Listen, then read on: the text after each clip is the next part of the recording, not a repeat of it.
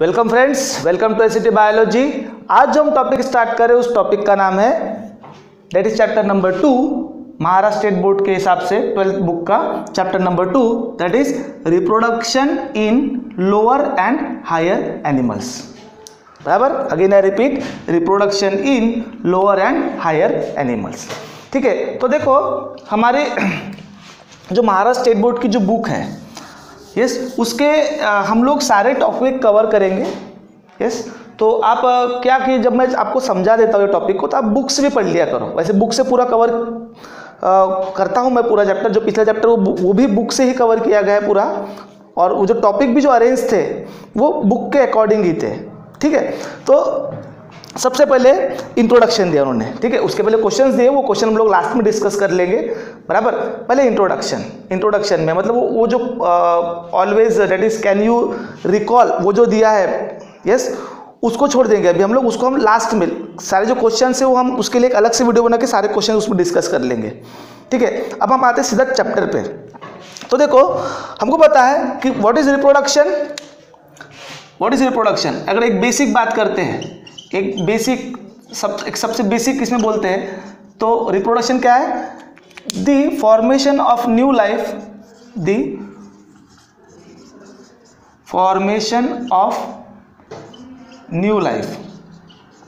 ठीक है, यहाँ पे न्यू लाइफ की जगह सिमिलर लाइफ भी बोलते हैं, new and similar life from preexisting life. बोले तो लाइफ से लाइफ मिलने वाली जो प्रोसेस है उसको बोलते हैं रिप्रोडक्शन। बराबर, और इसमें जो लाइफ मिल रही है वो सिमिलर टाइप की है। मतलब बोलने का मतलब ऐसा, सिमिलर टाइप बोलने का मतलब ऐसा है कि जैसे कि सपोज अगर आम का पेड़ अगर रिप्रोड्यूस होगा तो उससे जो सीड आएंगे, उस सीड से जो प्लांट आएंगे वो आम का ही होगा। यस, मतलब अगर सपोज अगर कैट रिप्रोड्यूस हो रही है तो कैट से कैट के बच्चे ही आएंगे, किटेन ही आएंगे। यस, वो पप्स को नहीं प्रोड्यूस करने वाली है। हाँ, ये बात हो सकती है कि जो वेरिएशन नाम की चीज़ है, colour variation, yes, body design में थोड़ा बहुत वेरिएशन, आँखों का कलर अलग होना, बालों का कलर अलग होना, यस, हाइट थोड़ी कम ज़्यादा होना, कलर, यस, ये वेरिएशन हो सकते हैं। इसलिए तो मैं सिमिलर बोला, आइडेंटिकल नहीं बोला। बराबर, यस। हाँ, तो the formation of new life from preexisting life, yes, या formation of new life that is similar one, yes, वो अपने पेरेंट्स से सिमिलर है, and that process of life is called, that process is in life is called as a reproduction. अब इसको हम इतनी vital process क्यों बोलते हैं, इतनी इंपॉर्टेंट क्यों है? वैसे अगर मैं ऑर्गेनिज्म की बाकी की लाइफ प्रोसेस की बात करूँ, जैसे कि न्यूट्रिशन, रेस्पिरेशन, एक्सक्रीशन, सर्कुलेशन या ट्रांसपोर्टेशन, ये जितनी इंपॉर्टेंट है एक इंडिविजुअल ऑर्गेनिज्म को, उतनी इंपॉर्टेंट रिप्रोडक्शन नहीं है। यस, मतलब एक ऑर्गेनिज्म में, एक इंडिविजुअल ऑर्गेनिज्म में अगर रिप्रोडक्शन अगर नहीं होता तो उसको उतना कोई प्रॉब्लम नहीं होने वाला है। बराबर, पर वही अगर रेस्पिरेशन अगर नहीं हुआ, न्यूट्रिशन नहीं हुआ, ट्रांसपोर्टेशन नहीं हुआ, एक्सक्रीशन नहीं हुआ, तो इससे ऑर्गेनिज्म को प्रॉब्लम है, इतना प्रॉब्लम है कि उसकी लाइफ खतरे में भी आ सकती है। इसलिए तो हमने इन इम्पोर्टेंट इनको सभी को हम लाइफ प्रोसेस में इंक्लूड करते हैं, और हमने इन प्रोसेस को 10th में लाइफ प्रोसेस नाम से जाना भी है, both CBSE and state board. बराबर, पर रिप्रोडक्शन ये उतनी मतलब इंडिविजुअल ऑर्गेनिज्म को उतनी इंपॉर्टेंट नहीं है, बट उसके स्पीसीज के एग्जिस्टेंस के लिए बहुत जरूरी है। क्योंकि क्या है, दुनिया के हर ऑर्गेनिज्म का, देखो बुक के अकॉर्डिंग ही है, दुनिया के हर ऑर्गेनिज्म का अपना एक लाइफ स्पैन है। मतलब वो कुछ पर्टिकुलर समय के बाद वो डेड होने वाला है, नेचुरल डेथ उसमें है। हाँ, उसके बीच में भी वो मर सकता है, जैसे कि अगर उसका एक्सीडेंट हो गया, या उसको किसी ने खा लिया, या उसको खाने को नहीं मिला, बीमार हो गया, इस तरीके से भी मर सकता है। पर अगर सारी फेवरेबल कंडीशन भी है, उसको किसी ने नहीं मारा, सारा खाना पीना सब कुछ मिला, फिर भी एक पर्टिकुलर समय के बाद वो डेड ही हो जाने वाला है। बराबर, तो वो उसका क्या लाइफ स्पैन है, वो लाइफ स्पैन वेरी कर सकता है organism to organism, but life span है। तो अब फर्ज करो कि एक ऑर्गेनिज्म की पॉपुलेशन है, किसी एक स्पीसीज की पॉपुलेशन है, और वहाँ पे 100 ऑर्गेनिज्म है, और वो 100 के 100 ऑर्गेनिज्म 100 का 100 ऑर्गेनिज्म अगर सपोज टू बी रिप्रोड्यूस नहीं हो रहे और उनका लाइफ स्पैन है सपोज टू बी 10 ईयर का, तो 10 साल बाद क्या होगा? अगर वो सारे मैच्योर है तो 10 साल बाद सभी डेड हो जाएंगे और एक भी ऑर्गेनिज्म रिप्रोड्यूस नहीं हुआ है, तो उस जगह पे वो स्पीसीज क्या हो जाएंगी? खत्म हो जाएंगी, वैनिश हो जाएंगी, एक्सटिंक्ट हो जाएंगी, बराबर? यस। अब तुम बोलोगे सर एक आधी स्पीसीज अगर गायब भी होगी इकोसिस्टम से तो क्या फर्क पड़ता है?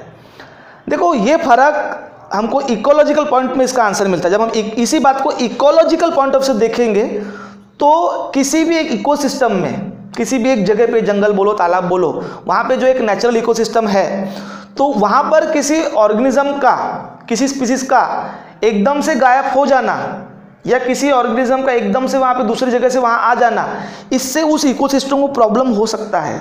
और ये प्रॉब्लम बहुत ड्रास्टिक हो सकता है या छोटे लेवल का हो सकता है, पर प्रॉब्लम जनरेट हो सकता है और वो प्रॉब्लम टू बी कंटिन्यू होकर आगे चल के एक बड़ा प्रॉब्लम क्रिएट हो सकता है, जिससे कि इकोसिस्टम इम्बैलेंस हो सकता है, बराबर? और ध्यान में रखो कि किसी भी ऑर्गेनिज्म को उसके इकोसिस्टम में अगर जीना है तो उसका इकोसिस्टम बैलेंस होना चाहिए, ठीक है? तो ये इंपॉर्टेंट फैक्टर हो जाता है लाइफ के लिए। यस, आपको देखो कॉकरोच अगर नहीं रहा तो आपको कोई प्रॉब्लम नहीं होगा, पर ध्यान में रखो कहीं ना कहीं फूड चेन ब्रेक हो जाएंगे अगर सारे कॉकरोच दुनिया के अगर खत्म हो गए तो, बराबर? कहीं ना कहीं फूड चेन को वो प्रॉब्लम, फूड चेन में गड़बड़ी आ जाएंगी, जिससे कि अल्टीमेटली इकोसिस्टम को प्रॉब्लम हो जाएगा, ठीक है? हम इस बात को और डिटेल में देखेंगे, पर फिलहाल ये समझो कि रिप्रोडक्शन इसलिए फिर वाइटल प्रोसेस हो जाती है, इसलिए रिप्रोडक्शन को हम लोग स्पीसीज के कंटिन्यूएशन के लिए होने वाली मेन प्रोसेस कंसिडर करते हैं। इसलिए reproduction is very important phenomena, very important process of organism या ऑफ लाइफ। दुनिया का हर ऑर्गेनिज्म रिप्रोड्यूस होता है, चाहे वो यूनिसेलुलर हो चाहे वो मल्टीसेलुलर हो। And you know very well कि रिप्रोडक्शन के बेसिक 2 टाइप होते हैं, रिप्रोडक्शन के बेसिक 2 टाइप होते हैं, और वो 2 टाइप है, first one is asexual, yes, and second one is a sexual, ठीक है? एंड यू नो कि सेक्सुअल में सिंगल पेरेंट इन्वॉल्व है, सेक्सुअल जो है सिंगल पेरेंट इन्वॉल्व, ठीक है? There is no formation and fusion of gamete, यहाँ ना गमेट बनते हैं ना फ्यूज होते हैं, यस। वही सेक्सुअल में, असेक्सुअल की बात करें हमने कि single parent involve, there is no formation fusion of gamete, here 2 parent involve and there is a formation and fusion of gamete, ठीक है? फिर यहाँ पे जो सेल डिवीजन है सिर्फ माइटोसिस है, यहाँ पे मियोसिस गमेट फॉर्मेशन के लिए, बाकी तो माइटोसिस ही है। यहाँ पे मोस्ट ऑफ द केसेस में वेरिएशन जनरेट नहीं होता, वेरिएशन होने के चांसेस जो है वो कम है, यस। इसलिए इसकी जो प्रोजेनिस होती है, असेक्सुअल रिप्रोडक्शन से जो प्रोजेनिस मिलती है उसको हम लोग क्या बोलते हैं? क्लोन्स। उसको हम लोग क्या बोलते हैं? क्लोन्स। असेक्सुअल रिप्रोडक्शन से जो मिलने वाली जो प्रोजेनिस होती है उसको हम लोग क्या बोलते हैं? क्लोन्स, ठीक है? यस। और सेक्सुअल से मिलने वाली को ऑफस्प्रिंग, ठीक है? ये एक है, और सेक्सुअल रिप्रोडक्शन से जो बच्चे मिलते हैं उसको ऑफस्प्रिंग्स बोलते हैं और इसको क्लोन्स बोलते हैं। वैसे हम तो जनरल वर्ड ऑफस्प्रिंग बोल देते हैं, पर ध्यान में रखो कि सेक्सुअल रिप्रोडक्शन से जो बच्चे आते हैं उसको ऑफस्प्रिंग्स बोलते हैं, ठीक है? और इधर क्लोन्स, बराबर? तो ये कुछ डिफरेंसेस है। अब हम लोग फिलहाल जूलॉजी में हैं, ये चैप्टर जो जूलॉजी को बिलोंग करता है। वैसे तो अब सिलेबस में कोई बॉटनी जूलॉजी अलग कोई पेपर रहा नहीं, सब एक ही पेपर में आता है। अब वो ग्रुप वाला पैटर्न नहीं रहा ना, पहले सेक्शन ए सेक्शन बी में पेपर होता था आपका, अब तो सीधा एक साथ में ही सारे क्वेश्चंस आते हैं, ठीक है? पर फिर भी ये जूलॉजी को बिलोंग करता है, और जूलॉजी में हम लोग एनिमल्स के बारे में पढ़ते हैं। तो ऑब्वियसली यहाँ पे जो असेक्सुअल रिप्रोडक्शन भी देखेंगे वो एनिमल्स में होने वाला देखेंगे, और सेक्सुअल में हम लोग ह्यूमंस का देखेंगे, सेक्सुअल में हम लोग ह्यूमंस का देखेंगे। पर पहले जनरलाइज सेक्सुअल रिप्रोडक्शन क्या होता है उसके बारे में जानेंगे, फिर ह्यूमन को कंसिडर करने वाले हैं हम लोग सेक्सुअल में। और असेक्सुअल में कुछ लोअर एनिमल्स, इवन वो जो आपको जो 5 क्वेश्चन दिए स्टार्टिंग में, उसमें यूनिसेलुलर ऑर्गेनिज्म के बारे में बोला है, तो मैं जब आपको क्वेश्चन डिस्कस करूंगा तब उसके बारे में बोल दूंगा, ठीक है? तो फिलहाल अभी असेक्सुअल रिप्रोडक्शन में उन्होंने कौन से एग्जाम्पल्स दिए हुए हैं। असेक्सुअल में उन्होंने, तो असेक्सुअल के कैरेक्टरिस्टिक तो आपको पता है कि there is no formation and fusion of gamete, single parent involve, yes, and there is no little variation, मतलब वेरिएशन होने के चांसेस कम है। अब वो है कैसे है, वो आपको जब हम जेनेटिक्स पढ़ेंगे तब समझ में आ जाएगा कि कौन से लेवल पे असेक्सुअल रिप्रोडक्शन में भी वेरिएशन हो सकता है। सेक्सुअल में चांसेस ज़्यादा है वेरिएशन होने के, ठीक है? फिर एक और चीज हम यहाँ पे एनिमल का पढ़ रहे हैं, तो वो बता रहा है कि असेक्सुअल में जो लोअर एनिमल्स होते हैं वो ज्यादातर केसेस में प्रेफर करते हैं असेक्सुअल रिप्रोडक्शन को। They prefer asexual reproduction. इसका मतलब ये नहीं कि they not produce by sexually, yes, बराबर। ज्यादातर केसेस में ऐसा है कि एनिमल्स अगर ऑर्गेनिज्म है तो उसको अगर असेक्सुअली रिप्रोड्यूस होता है तो वो सेक्सुअली भी रिप्रोड्यूस होता है। सिर्फ बैक्टीरिया सेक्सुअली रिप्रोड्यूस नहीं होते, पर उनको छोड़ के बाकी के जो फाइलम्स, ये मतलब बाकी के जो किंगडम्स है, जैसे कि प्रोटिस्टा, फंगाई, प्लांटी और एनिमिलिया, इनमें हर ऑर्गेनिज्म सेक्सुअली रिप्रोड्यूस होता है। पर कुछ कुछ ऑर्गेनिज्म दोनों तरीके से रिप्रोड्यूस होते हैं, सेक्सुअली भी और असेक्सुअली। तो ज़्यादातर लोअर जो फॉर्म्स होते हैं, चाहे आप प्लांट्स का एग्जाम्पल लो या फंगाई वगैरह का एग्जाम्पल लो, या एनिमल्स में भी जो लोअर एनिमल्स होते हैं वो प्रेफर करते हैं असेक्सुअल रिप्रोडक्शन को। प्रेफर किस चीज को करते हैं? असेक्सुअल रिप्रोडक्शन को। तो अब आपके एनिमल, लोअर एनिमल मतलब कौन से फाइलम्स? पॉरीफेरा। लोअर एनिमल मतलब कौन से phylums? Porifera, Coelenterata, that is then उसके बाद में आपका टिनोफोरा, यस, फिर आपका प्लैटीहेलिमिंथिस, यस, ये लोअर फाइलम्स है, ठीक है। तो यहाँ पे उन्होंने कुछ 3 एग्जाम्पल दिए हैं, यस, 3 एग्जाम्पल दिए हैं असेक्सुअल रिप्रोडक्शन में। एक है जिम्यूल फॉर्मेशन, आपको इसको गिम्यूल पढ़ता है, यस, या कोई जिम्यूल पढ़ता है, वॉट एवर, जिम्यूल फॉर्मेशन है, gemmule formation. Second one is budding, and third one is regeneration. Yes, regeneration वैसे टॉपिक में नहीं, उसने अलग से डू यू नो के बारे में, डू यू नो में दिया है, पर रीजनरेशन दिया हुआ है, ठीक है। इस वजह से रीजनरेशन को हम लोग रिप्रोडक्शन में नहीं कंसिडर करते, पर फिर भी देखते रीजनरेशन क्या चीज़ है, बाद में देखते। पहले गिम्यूल फॉर्मेशन और बडिंग, गिम्यूल फॉर्मेशन और बडिंग के बारे में देख लेते हैं। सेक्सुअल हमारा नेक्स्ट लेक्चर से स्टार्ट होगा, ठीक है। अभी हम लोग फिलहाल गिम्यूल फॉर्मेशन, बडिंग और रीजनरेशन, इसको हम लोग कवर कर लेते हैं, ठीक है। तो फर्स्ट वन इज गिम्यूल फॉर्मेशन। ये गिम्यूल फॉर्मेशन होता किस में है, ठीक है। हम लोग अभी कौन से टॉपिक में है? टॉपिक फर्स्ट स्टार्ट हो गया हमारा 2.1 asexual reproduction in animal, page number 18 पे हम लोग अभी, ठीक है। उसमें हम लोग पहला टॉपिक पढ़ रहे गिम्यूल फॉर्मेशन, उसके बाद बडिंग और फिर रीजनरेशन। फिर पेज नंबर 19 पे सेक्सुअल रिप्रोडक्शन एनिमल है, जो कि हम लोग नेक्स्ट लेक्चर में डिस्कस करेंगे, यस। तो पहले गिम्यूल फॉर्मेशन ध्यान दो, गिम्यूल फॉर्मेशन। तो देखो, अब इस गिम्यूल फॉर्मेशन को पहले हम लोग क्या करते हैं, किसी से कंपेयर कर लेते हैं, ये होता कैसा है। तो जो गिम्यूल फॉर्मेशन है, इट्स लाइक आलू बोंडा, बटाटा वड़ा, यू नो ना, आलू बोंडा एंड बटाटा वड़ा।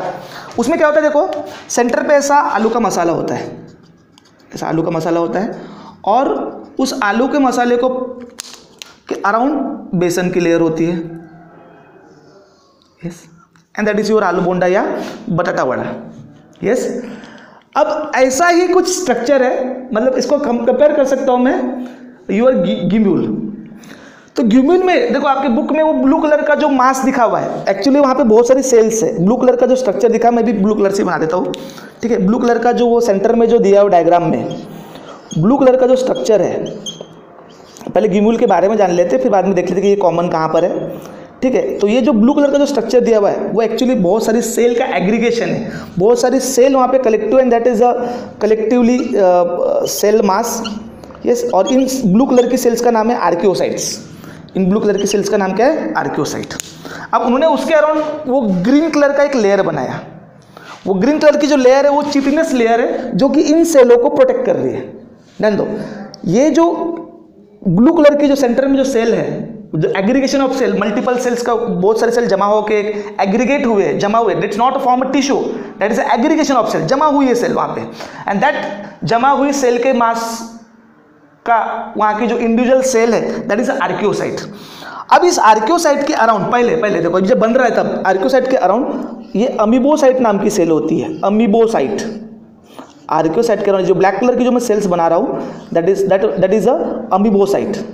आर्कियोसाइट के अराउंड क्या होती है? अमीबोसाइट होती है, जब ये बन रहा है तब, ठीक है, अमीबोसाइट होती है। और ये अमीबोसाइट क्या करती है, फिर कुछ मटेरियल सिक्रेट करती है, अमीबोसाइट मटेरियल सिक्रेट करती है। ये अमीबो, जो ब्लैक कलर की जो अमीबोसाइट है, यस, अमीबोसाइट, ठीक है, वो क्या करती है, इसके अराउंड ऐसी चिटिनस, ये सेल्स तो गायब हो जाती है बाद में, पर वो उसके गायब होने से पहले ये क्या करती है, एक से चिटिनस लेयर इसके अराउंड सिक्रेट कर देती है, वहाँ पे ग्रीन कलर से दिया हुआ है, ठीक है, यहाँ पे मैंने ब्लैक कलर से बना दिया। इस चिटिनस लेयर से क्रिएट कर देती है, यस। और उस चिटिनस लेयर को सपोर्ट करने के लिए दे हैविंग स्पिक्यूल्स भी होते हैं, सपोर्टिंग, मतलब वो स्केलेटल वैसे कुछ स्ट्रक्चर्स होते हैं जिनको स्पिक्यूल्स बोला है, स्पाइन लाइक स्ट्रक्चर्स, जो कि इस चिटिनस लेयर को प्रोटेक्ट करते हैं। और वो चिटिनस लेयर वो अंदर की जो आर्कियोसाइट है उसको प्रोटेक्ट करती है। फिर वहाँ पे कुछ और एक एरिया भी दिया हुआ है, दैट इज माइक्रोपाइल, यस। तो माइक्रोपाइल वो एरिया जहाँ से वो सराउंडिंग के साथ में मटेरियल एक्सचेंज कर सकता है, जैसे अगर उसको एयर वगैरह लगती है तो, क्योंकि सेल जिंदा सेल है ना, यस। तो माइक्रोपाइल बराबर वो एरिया है। और फिर आपका वो मोनो एक्सोनिक, मतलब एक सिंगल वाले वहाँ पे क्या है, स्पिक्यूल्स है। And that's overall structure is called as a gemmule, बराबर। अब ये गिम्यूल कहाँ कॉमन है? तो ये गिम्यूल कॉमन है स्पॉन्जेस में, मतलब पॉरीफेरा फाइलम के जो ऑर्गेनिज्म होते हैं वहाँ ये कॉमन है, ठीक है। वैसे पॉरीफेरा के ऑर्गेनिज्म को कॉमनली स्पॉन्जेस भी बोलते हैं, ठीक है। तो ये स्पॉन्जेस में कॉमन है। और ये फॉर्म कब होता है? तो ये अनफेवरेबल कंडीशन फॉर्म होता है। वैसे फेवरेबल कंडीशन में वो सेक्सुअली रिप्रोड्यूस होता है और बाय फ्रेगमेंटेशन वगैरह से रिप्रोड्यूस होता है, पर अनफेवरेबल कंडीशन में वो मरने से पहले इस टाइप का गिम्यूल बना देता है।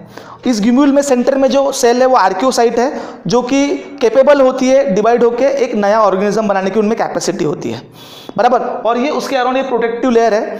और ये जो पूरा स्ट्रक्चर है इसको गिम्यूल बोलते हैं। ये तब तक वैसा अंदर प्रोटेक्ट रहता है जब तक वो जो अनफेवरेबल कंडीशन हट नहीं जाती, क्योंकि ऑर्गेनिज्म तो खत्म हो गया पर ये गिम्यूल बने हैं वहाँ पे बहुत सारे। अब ये गिम्यूल तब तक गिम्यूल के फॉर्म में रहेंगे जब तक unfavourable condition is not over, तब तक वो कंप्लीट नहीं हो जाती, यस। जैसे ही unfavourable condition is gone and favourable condition is on, तो ये लेयर हट जाएंगी और ये सेल एक्टिवेट होकर नया ऑर्गेनिज्म बना देंगे, यस। आपको ये भी ध्यान में रखना है कि भाई वो असेक्सुअली रिप्रोड्यूस फेवरेबल कंडीशन में हो रहा है कि अनफेवरेबल कंडीशन में हो रहा है।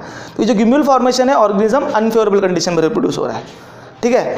And the formation of new organism from gemmule, that is a gemmule formation and it's common in sponges, yes. Next one is budding. Budding का एग्जाम्पल उन्होंने हाइड्रा का दिया है। बडिंग में एग्जाम्पल किसका दिया? हाइड्रा। पर इसका मतलब ये नहीं कि हाइड्रा में ही है, ये सिलेंट्राटा जो फाइलम है, सिलेंट्राटा निडारिया जो हम बोलते हैं, उस फाइलम के मैक्सिमम ऑर्गेनिज्म में होता है ये, बराबर। कोरल्स वहीं के ऑर्गेनिज्म है, यस, बराबर। तो वहाँ के ऑर्गेनिज्म में, पर उन्होंने एग्जाम्पल से किसको समझाया?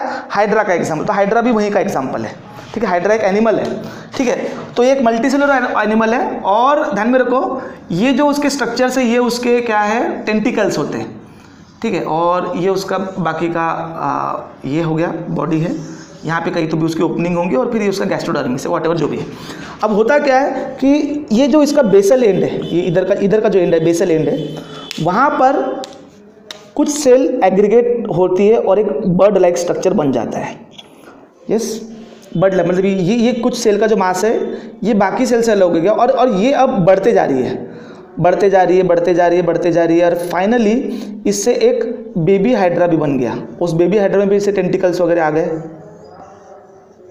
पहले बर्ड बनी और बाद में फिर उससे एक बेबी हाइड्रा बन गया।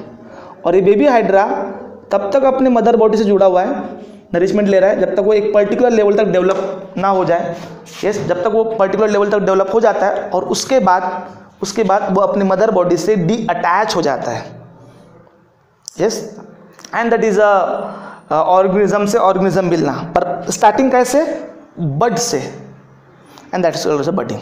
वैसे तो गिम्यूल फॉर्मेशन में बोला कि वो इंटरनल बड बनाता है, क्योंकि वो बड लाइक स्ट्रक्चर ही है ना, ये सेल का एक ग्रुप मास ही है वो भी, ठीक है। तो यहाँ पर भी बड बनी और फिर वो बड डेवलप होके एक बेबी हाइड्रा बना, जो कि एक पर्टिकुलर मैच्योरिटी तक वहाँ पे रहा और वो बाद में उससे अलग हो गया, ठीक है। तो ऑर्गेनिज्म से ऑर्गेनिज्म मिला, रिप्रोडक्शन। पर उसकी स्टार्टिंग कैसे हुई? बडिंग से। उधर स्टार्टिंग कैसे हुई? गिम्यूल फॉर्मेशन से। तो ये एक तरीका, और ये चीज़ फेवरेबल कंडीशन में होती है। ये बडिंग वाली जो केस है, हाइड्रा कब इस टाइप का इसको प्रेफर करता है? जब वो फेवरेबल, जब उसको खाने पीने को सब बराबर मिल रहा है, यस, तब वो इस टाइप के इसको फॉलो करता है। हाइड्रा में सेक्सुअल रिप्रोडक्शन भी है, पर अगेन हम यहाँ पे अभी सेक्सुअल रिप्रोडक्शन पढ़ ही नहीं रहे, हम तो क्या पढ़ रहे हैं? असेक्सुअल रिप्रोडक्शन, जिसमें कुछ एग्जाम्पल्स, जैसे कि गिम्यूल फॉर्मेशन कैसा है, कहाँ कॉमन है, कौन सी कंडीशन में होता है, बडिंग क्या है, यस, कहाँ कॉमन है और कैसा होता है, ठीक है। Next one is regeneration. अब देखो ये जो रीजनरेशन वाली है तो एक्चुअली इज नॉट, मैं इसको पूरी तरह से रिप्रोडक्शन नहीं बोल सकता, क्योंकि देखो रीजनरेशन ये एनिमल या प्लांट का सभी का कैरेक्टरिस्टिक है। उसमें क्या होता है कि अगर बॉडी का कोई पार्ट लॉस्ट होता है या बॉडी का कोई टिश्यू लॉस्ट होता है, जैसे कि आपके लीवर को इंजरी होगी, थोड़ा सा पार्ट उसका लॉस्ट हो गया, तो लीवर की बाकी की सेल क्या करेंगी, उस पार्ट को रिकवर कर देंगी। तो इस चीज को हम रीजनरेशन बोल रहे हैं। पर कुछ कुछ ऑर्गेनिज्म में पूरा का पूरा ऑर्गेनिज्म ही रीजनरेट हो जाता है। कुछ लोअर ऑर्गेनिज्म में पूरा का पूरा ऑर्गेनिज्म ही रीजनरेट हो जाता है। वैसे छिपकली का भी एग्जांपल होता है, क्योंकि छिपकली की जब हम उसको कुछ मारते हैं, यस, तो क्या कहते हैं, अपनी पूंछ गिरा देती है। स्टारफिश में भी ये केस है। स्टारफिश को भी जब उसका कोई प्रेडेटर पकड़ता है तो वो अपना वो आर्म उसको दे देते, वो पार्ट उसको दे देती है ताकि वो उसमें एंगेज हो जाए और बाकी का वो निकल जाती है, जिसको ऑटोटॉमी बोलते हैं। पर कुछ दिन बाद वो उतना पार्ट फिर से रीजनरेट भी हो जाता है। ठीक है, तो ये जो रीजनरेशन है ये तो एक्चुअली देखा है तो हीलिंग मैकेनिज्म हो गया। ऑर्गेनिज्म का क्या हो गया, एक हीलिंग मैकेनिज्म हो गया। पर कुछ ऑर्गेनिज्म है जैसे कि प्लेनेरिया, इसमें तो पूरा का पूरा ऑर्गेनिज्म रीजनरेट हो जाता है। यस, अगेन मैं इसको अगर फ्रैगमेंटेशन के साथ कंपेयर करता हूँ, फ्रैगमेंटेशन किसका, स्पायरोगायरा का, तो ये तो उसके समान ही लगता है। जैसे कि देखो वहाँ पे प्लेनेरिया बना के दिया उन्होंने, प्लेनेरिया बना के दिया है, और प्लेनेरिया के 2 फ्रैगमेंट हो गए। एक पर्टिकुलर मैच्योरिटी के बाद में वो उसके 2 टुकड़े हो गए। 2 टुकड़े मतलब 2 फ्रैगमेंट हो गए उसके, 2 टुकड़े मतलब उसके 2 फ्रैगमेंट हो गए। यस, और इन फ्रैगमेंट्स में बाकी का पार्ट भी जनरेट हो गया, ये बाकी का पार्ट जनरेट हो गया। यस, जिस तरह से एक ऑर्गेनिज्म से 2 ऑर्गेनिज्म बन गए, तो ऑर्गेनिज्म से ऑर्गेनिज्म मिलना reproduction. Yes, but it appear like a fragmentation. तो फिर जब फ्रैगमेंटेशन जैसा दिख रहा है तो फिर फ्रैगमेंटेशन ही क्यों नहीं बोला, रीजनरेशन क्यों बोला? तो देखो ध्यान दो, फ्रैगमेंटेशन जो है ना ये लोअर ऑर्गेनिज्म में हो रहा है, बहुत लोअर, जिसकी बॉडी में ज़्यादा लेबर डिवाइड नहीं, मतलब इन शॉर्ट उसकी बॉडी में अलग अलग टाइप की सेल्स नहीं है। पर ये रीजनरेशन में ये जो ऑर्गेनिज्म है ये बहुत कॉम्प्लेक्स है एज कम्पेयर टू प्लांट के। तो मतलब वो अलगाए के, स्पायरोगायरा के तो कॉम्प्लेक्स ही है। ये टिश्यू लेवल पे है, अभी ऑर्गन लेवल पे, मतलब इसके बॉडी में अलग अलग टाइप की सेल्स, अलग अलग पे टिश्यू, इवन अलग ऑर्गन्स ही बन गए, मतलब काफ़ी एडवांस हो गया ये। यस, तो फिर रीजनरेशन की मेन बात क्या है? तो रीजनरेशन मेन बात कैसा है कि अगर पूरा का पूरा अगर इतना पार्ट रीजनरेट होना है तो इस पार्ट में वो सेल्स प्रेजेंट होनी चाहिए जो कि डिवाइडिंग एज वेल एज किसी भी पार्ट में डिफरेंशिएट हो सके। एंड उस सेल को हम लोग क्या बोलते हैं, टोटीपोटेंट सेल्स बोलते हैं या स्टेम सेल्स बोलते हैं। ठीक है, बराबर। तो अगर वो स्पेशल टाइप के सेल्स वहां पे प्रेजेंट है तो ही वो उतना पार्ट रीजनरेट कर पाएगा, अन्यथा नहीं। ठीक है, तो ये एक डिफरेंस भी आप समझ के चलो। पर अब इस केस में क्या हो रहा है कि ये 2 फ्रैगमेंट और इस 2 फ्रैगमेंट से 2 ऑर्गेनिज्म भी होंगे, तो ये बाय डिफॉल्ट क्या हो रहा है, रिप्रोडक्शन जैसा दिख रहा है। दैट्स वाई रीजनरेशन को भी हम लोग रिप्रोडक्शन में कंसीडर। पर पहले उन्होंने जो प्रवचन दिया है वो ही बता रहा है कि भाई रीजनरेशन रिप्रोडक्शन जैसा नहीं है, वो तो मिसिंग पार्ट को क्या कर रहा है, रिकवर कर रहा है। और ये तो एक प्रकार से हीलिंग मैकेनिज्म जैसा है ऑर्गेनिज्म के। ठीक है, यस। अब हमारे बॉडी में हर टिश्यू में वो कैपेबिलिटी नहीं है, नहीं तो काश अगर होती तो कितना अच्छा होता कि एक उंगली टूट गई फिर से उंगली आ गई, है ना। कई ऐसे हॉलीवुड की मूवी में होता है, पर यहाँ नहीं होता। ठीक है, तो ये था रीजनरेशन। ठीक है, अगला जो हमारा टॉपिक रहेगा, यस, वो रहेगा सेक्सुअल रिप्रोडक्शन एनिमल, यस, जो कि हम लोग नेक्स्ट लेक्चर से स्टार्ट करेंगे। ठीक है, तो मिलते हैं एक नई उम्मीद के साथ। जय हिंद, जय भारत।